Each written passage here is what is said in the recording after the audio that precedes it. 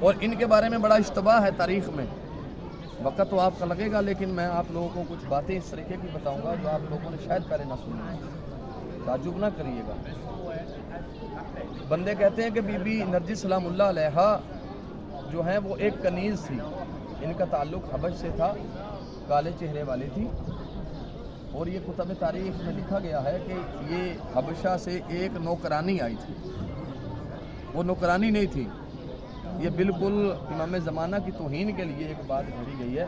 یہ سنیے گا اور قرض کے طور پہ جب جائیں اپنے بچوں کو یہ بتائیے گا کہ بی بی جو ہیں وہ حضرت عیسیٰ علیہ السلام کے جو حواری تھے 7 حواری کے ایک حواری کی نسل سے بی بی تھی اور بادشاہ کی بیٹی تھی.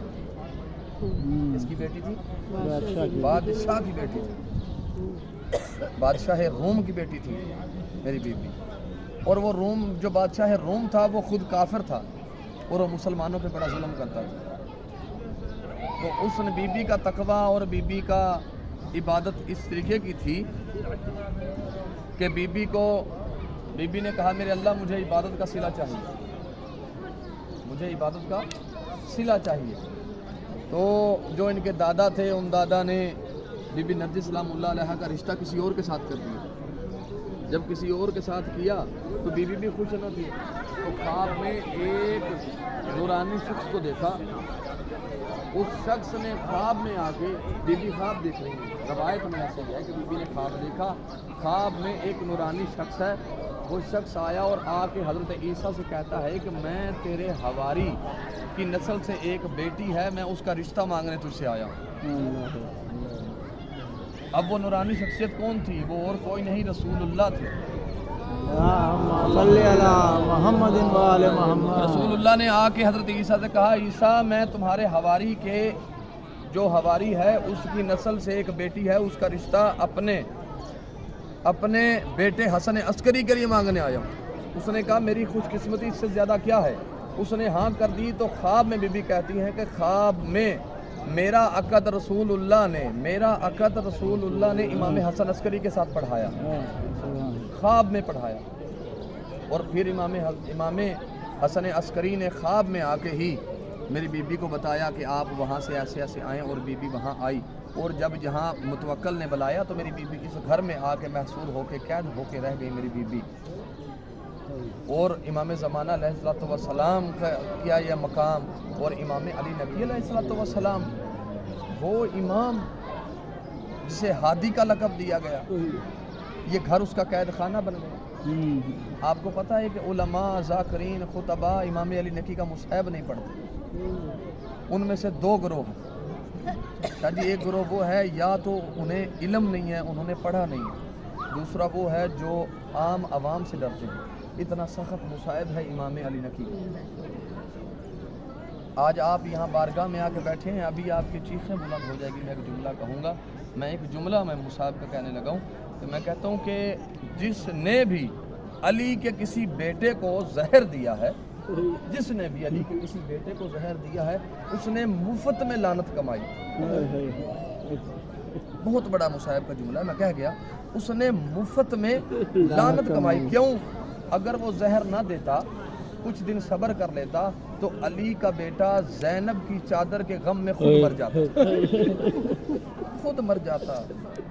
ایسا داغ علی کے بیٹوں کے سینوں میں آیا ہے زینب کی چادر کا کہ جب بھی کوئی امام جسے زہر ملتا یا کوئی شہید ہونے کے قریب ہوتا نا, تو وہ کربلا کی طرف منہ کر کے 2 ہی جملے کہتا. ایک کہتا سلام علیکہ یا ابا عبداللہ, حسین تیری غربت کا ارمان ہے, اور دوسرا جملہ کہتے کہ زینب تیری چادر کا ارمان ہے.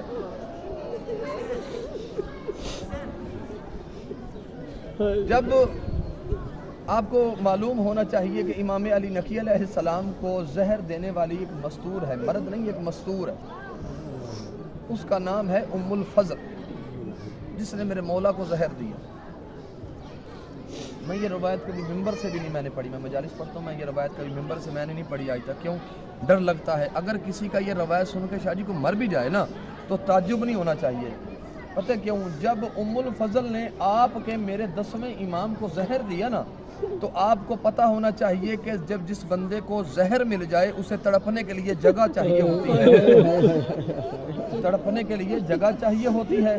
اس لعینہ نے جب میرے مولا کو زہر دیا تو میرے مولا کے ہاتھ بھی باندھ دیے، میرے مولا کے پاؤں بھی باندھ دیے۔ اب اسے یہ لگا کہ علی نقی جو ہے شور کر رہا ہے کہ میرا جگر جلتا جا رہا ہے، میرا سینہ جلتا جا رہا ہے۔ اب جملہ ماتم کا یہ ہے، مصائب کا، مصیبت کا جملہ یہ ہے، اس لعینہ نے جب دیکھا نا میرا پردہ فاش ہونے لگا ہے، اس لعینہ نے باہر سے اپنی سہیلیوں کو بلایا اور سہیلیوں کو بلا کر کہا اونچا اونچا گانا گاؤ، اونچا اونچا گانا گاؤ۔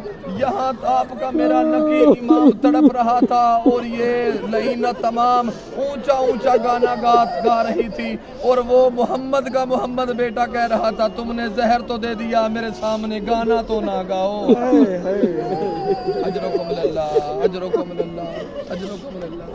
یہ غربت ہے، یہ غربت ہے۔ اللہ آپ کا یہاں چل کے آیا قبول فرمائے۔ اور دوسرے امام، امام حسن عسکری علیہ السلام ہے، امام حسن عسکری علیہ السلام ہے۔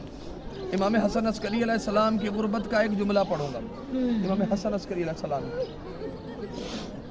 راوی کہتا ہے جب میں نے امام حسن عسکری علیہ السلام کو دیکھا، میں ان کے گھر گیا۔ بہت بڑا جملہ ہے یہ اگر آپ لوگوں کو یاد آ گیا ہندوستان تک، آپ لوگ مصلی پہ فجر کے بیٹھیں گے، آپ لوگوں کو میرا یہ جملہ یاد آئے گا، یقین کریے آپ کے منہ سے میرے لیے دعا ضرور نکلے گا اگر یہ جملہ یاد آیا۔ امام حسن عسکری یعنی ہمارے وقت کے امام کے والد صاحب کا جملہ۔ امام حسن راوی کہتا ہے میں گیا، میں نے گھر جا کے دیکھا امام حسن عسکری اپنے گھر میں یہیں اپنے لیے قبر بنا رہے، اپنے لیے قبر بنا رہے۔ آپ اپنے انصاف سے سوچ کے بتائیں، آپ کے محلے میں، گاؤں میں، شہر میں بہت بڑا ہی کوئی غریب ہو